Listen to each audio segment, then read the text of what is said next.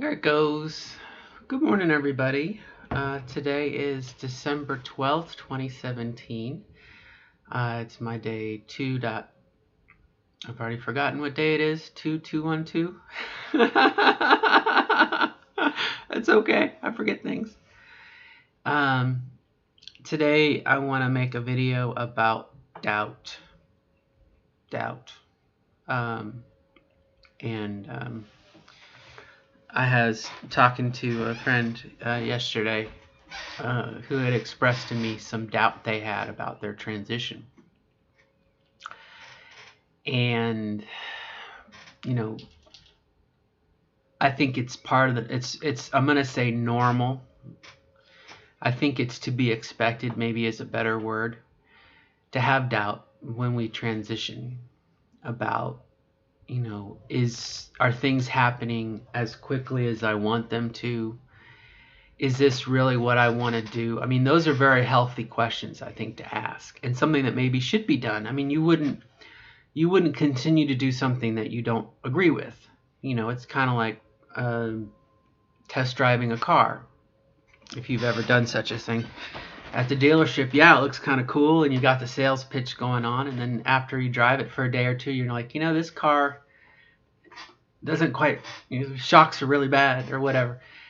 And so before you buy it. So I think that's a very healthy and I'm going to say normal. I think it's part of the process to question, analyze, ascertain, come to a conclusion, make a decision. But doubt, it's very, very easy. Excuse me, I get a little comfy. It's very, very easy to doubt. And again, with this process, even though every day something is happening in our bodies, and I'm talking specifically about HRT and hormones, we may not see the changes from day to day to day. And certainly when it's us and we're like the focus and we have our old eyes. Another good article someone had posted about getting new eyes, looking at yourself with new eyes. I think that was Jamie. But again, the idea of doubt. And I think everyone experiences it to a certain degree. In my case, I do, since my hair has gotten to the point that it's actually pulling it down now, I'm not really digging, when my hair was a little chaotic before, it was a little funky. There you go. There's some funkiness. And now it's kind of pulling it down. So I'm kind of questioning, okay, do I want to do something with my hair? It's gotten to the point that I could, in theory, trim it. So I have doubt as to my ability to present myself. Okay, that's my doubt. But an issue that's a lot closer and a lot deeper for me is my weight. I have to lose 12.8 pounds. I mean, it's the way weight loss and me go. I kind of hover around a number, and then there's like a push, and I go down a pound or two. And that just seems to be my current plateau. Last week I had 11 pounds to go, and this week I've had some days that are, 12, 13. It's not risen above 13, but still it's that doubt of, well, what if I don't lose the weight? How many days do I have to lose the weight? I have 37 days to lose the weight. And, again, to be realistic with the expectation, how much weight can I conceivably lose? I had to lose, back in March, I had to lose 106 pounds. And no one in their right mind would try to do that in less than a year, right? I mean, in theory, I should still be losing weight for the next 10 or 11 months. But that's the way it is. As much as we have that drive to do something, that's been my drive. I want to lose the weight. I want to lose the weight. And there's definitely been some consequences to that as far as my blood pressure. I watch my blood pressure, probably my blood sugar. Definitely not the healthiest thing for you to do. However, this is all I know how to do, and it's the best I can do, and I'm doing the best that I can. And so, yeah, I mean, I may not make it, but If I was a surgeon and I told someone you have to lose 106 pounds and they lost 98, I'd be pretty damn happy with them. And like I've said before, just because I go back for my second consult, and even though my paperwork is good to go, they still have to get my insurance. They have to start a pre-authorization. I mean, it could be up to 3 months anyway, so I'm going to have time to lose whatever pounds I need to. But again, that doubt begins to creep in. Well, what if I don't make it? What if I don't make it? And so I guess I want to share a couple things that I found on the internet about doubt that might help you, whether you're in the movie Three Amigos, he said El Guapo. For some, reading is their El Guapo. For some, learning a new language is their El Guapo. But for us, we have the real El Guapo, and he wants to kill us. Whatever your El Guapo is, whether it's doubt for weight loss or it's doubt for appearance, whether it be your hair or your nails or your face or your breasts. I think breasts are probably the big hurdle. We all want bigger breasts, and women who have big breasts are like, no, you don't want them. We're like, yes, we do. So I guess I want to share just what I found about doubt, and with the idea that if anyone has doubt, this might be a way to combat it, because it can be very crippling. I mean, it can be very, very debilitating, and somewhat as empowering. And I can't say I've mastered these techniques, because I haven't. As recently as this morning, I woke up and I had gained a pound, and I was like, I wasn't furious. I was like, what did I do wrong? What did I do wrong? I exercised yesterday. I ate healthy. I mean, it's like, you just want to say, what do you want from me? If you want blood, I'll give you blood, So let's talk about doubt, and then we'll end the video. What are some ways of dealing with doubt if you have doubt? And again, could be the speed of change in your body, could be, I'll never make it, I'll never have the opportunity, I'll never have the ability to transition, I'll never have the ability to be the woman that I want to be. Wherever you are, I mean, there's so many different ways of feeling doubt about wherever you're, across the spectrum. Whether you're transitioned, you're thinking about transitioning, you identify yourself as a cross-dresser, but you don't know if you might be transsexual, transgender. But these are some things for doubt. And so when you are paralyzed with doubt, it helps to ground yourself. Well, this is the first one, is ground yourself in the present. Okay. Stop being in the past. And then by that it is, in the past, I haven't been able to. I won't be able to. I've never been able to transition. I've never been able to lose weight. I've never been able to stick from anything. So one focus would be to focus on the present. You are in the present. You are not in the past. You have the future ahead of you. Okay? But you are in the present. And yes, when we focus on something, it's on the front burner, it's in the front of our mind. If you can't focus on the present, do something else. Actually physically get up and change your location, do something else. Okay? It's very easy to, mope, get on the internet, get in a chat room or whatever, and we'll get to that later, but do something else. Maybe it's time to take the dog for a walk. Maybe it's time to do a chore. Maybe it's time to water a plant. Okay, do something else. Change something. Okay, physically, get up and do something if you can. The second thing is to balance the negative. Look at your accomplishments so far. When we get into doubt, we have a laundry list of all of our failures and what we may or may not be able to do. The idea is to balance that with the positives. Look at what you have accomplished. If you started hormones, that is a huge accomplishment, okay? You just got to give your body time to catch up, Okay? If you're not starting hormones, but you're thinking about starting hormones, and you're frustrated because maybe you have to wait for a doctor's appointment or you have to get your letters or whatnot, look at how far you are from where you were before, where you didn't know if you wanted to do hormones, or you didn't know what you want to do, or you hadn't come to terms with your feelings. You have made tremendous progress. Okay? And so I think it's hard to say wherever you are, look at your accomplishments and you'll feel better. That's not necessarily what I'm saying, but balance out, recognize, yes, I may have some faults and that my doubts, but look at what I have done so far. And isn't that wonderful? And it is. It is. So again, give yourself the self praise that you deserve. Good job, Robin. Good job, Karen. Good job, Sandy. Good love. Give yourself a pat on the back if you can, or ask a friend to give you a pat on the back, because you have come a long way.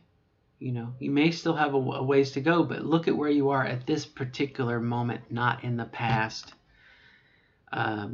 Give yourself some credit. This next one is take a break. And I think in the first one I had said something about take a break. But, again, it's a good opportunity to get out and do something else. Whether it be go to the mall, go see a movie, do your lawn, take a break from the situation. And we don't do that too often.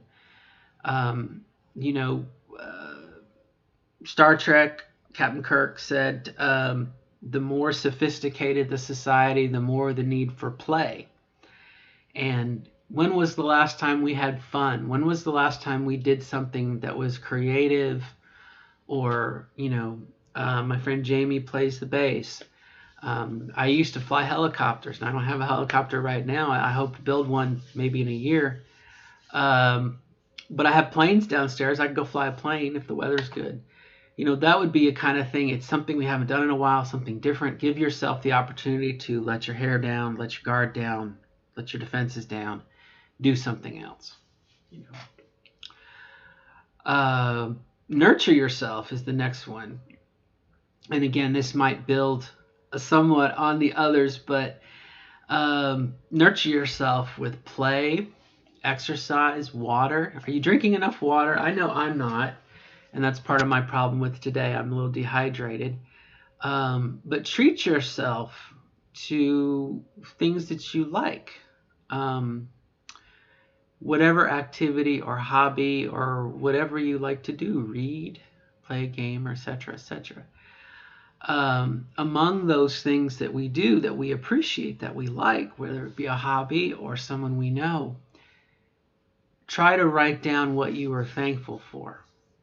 Okay, I am thankful that I have a love of playing the bass, would be like for Jamie, or I'm thankful that I get to be my authentic self. Write out what you are thankful for, and maybe keep that list with you when you do get those inner feelings of doubt.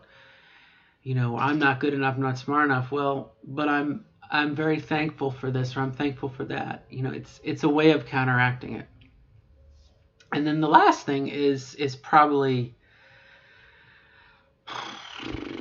makes probably common sense to some, but not to others. Connect with others. Get out of this head and go meet someone else. Okay? Talk to someone else. Meet someone else. Go to a coffee shop if you can. Get out of your hellhole, your self-pity hole at home, and get out and meet someone. It's all too often we feel like we're alone, or we're like, why me, God? Or gods, or if you don't believe in that, why does this have to happen to me? It's so unfair. Why me? Well, when you get out of that space and you talk to someone else, I'm willing to bet you a Diet Coke that they probably have had some similar experiences, some similar doubts, okay? And so by connecting with them and communicating, it gives you the ability to express your emotions, which can be a bit cathartic, but also realizing what other people are going through and that we're not alone. And who knows, they might have a tip or a trick that you may never have thought of, you know. So really that's kind of what I found. And I can't say that I practice all of them, and I have my areas that I need to work on. And I know in the past for me, I would get in a chat room and it was like, why me, poor me, and I don't know. Anyway, everyone's got their own approach. But again, that idea of doubt, for me today, I need to drink water, and I know what I need to do, but I'm achy. But anyway, enough about me. This was about doubt and how to combat doubt. I almost wonder if there's a connection between doubt and what I call the unholy trinity of fear, shame, and guilt. I'll have to think about that. Usually fear, shame, and guilt are connected. And I wonder if doubt kind of weasels its way in there too.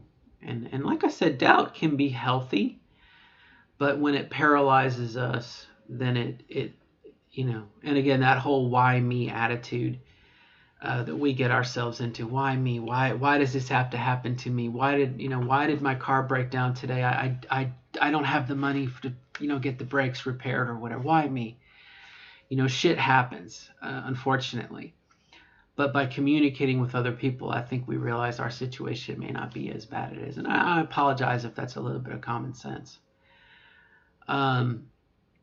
And doubt can definitely paralyze. I know when I was in my 20s and I didn't know how I was going to do this process, I had a lot of doubt. And turns out I had to get a job and fake my way through being a male for 30 years before I figured out how to do it. So, again, self-doubt, part of that taking action, I think taking a break, but then taking action, figuring out what you're going to do would probably be a good, healthy next step. Whether it be getting another job or overtime or whatever, if money is your issue, or food, eating so that our bodies can change. And I ran into someone who they just started hormones and they were doing this low carb, low this, low that to lose weight. And it's very commendable. But I know my first year, my body needed all the nutrients it could get. And, if you feel like your transition is not going as well as you would like, and you're not seeing the development that you would like, I would ask you to visit and consider, are you giving your body all the nutrients that it needs? We know that when we start hormones for the first time, we're cutting into the testosterone power source, and our body has to reroute those power things. And that's why we have to take so much vitamin D to get our energy back up. But again, I've met a few women, trans women who tried to transition and they didn't have the money for food, and didn't have the money for a doctor, and I'm with you. I'm so with you there. I did that myself in the 90s. I really did. And I just realized I couldn't do it. I had to work. I had to, it's a lot easier to do it when you got money. But that's another video for another time. And this is about doubt. So I may have derailed my thoughts. Hopefully you'll forgive me for that. But, again, doubt can paralyze. And it's good, I think, to recognize, yes, I have doubt. And then you say, well, what am I going to do about it? Maybe that's the first step to get out of the hole. All right, my friends, that's it for today. I hope I didn't stray too far off the path or waste your time. But I did give you 20 minutes of treadmill activity. So Until next time, good luck in your transition wherever you are on your journey. So proud of you for doing it. Taking command of your life and living your authentic self. I mean, you're doing it for you, but I'm doing it for me, and it's cool to say, hey, isn't it great to experience this and to develop, etc., etc. All right, my friends. Enough philosophy. Time for action. Bye. Good luck.